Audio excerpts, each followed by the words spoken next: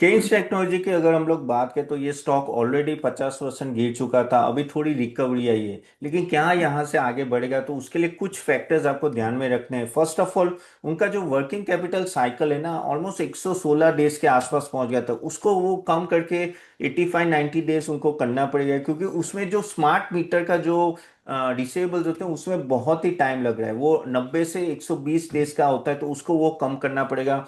Again operating cash flow काफी हद तक नेगेटिव है। कंपनी प्रॉफिट तो कमा रही है लेकिन ऑपरेटिंग कैश फ्लो नेगेटिव है। नेक्स्ट 2-3 क्वार्टर में उनको वो ठीक करना पड़ेगा, तो ही फाइनेंशियल्स में आप देखेंगे सुधार आएगा।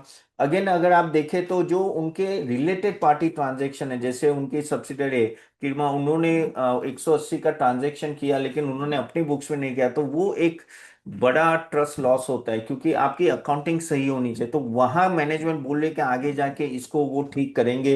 अगेन जो रिसीवेबल डिस्काउंटिंग है उसमें थोड़ी रिलायबिलिटी कम करनी पड़ेगी, और जो स्मार्ट मीटर का जो बिजनेस है वो 28% पहुंच गया है, क्योंकि वहीं रिसीवेबल्स पर ज्यादा है, तो उसको कम हो गए तो फिर आप फाइनेंशियल्स में और सुधार दिखेगा। लेकिन ये जो अकाउंटिंग पॉलिसी और जो मैनेजमेंट का जो ट्रस्ट है वो अभी लूज हो रहा है केन्स टेक्नोलॉजी, इसलिए आपने स्टॉक में इतनी गिरावट देखी है।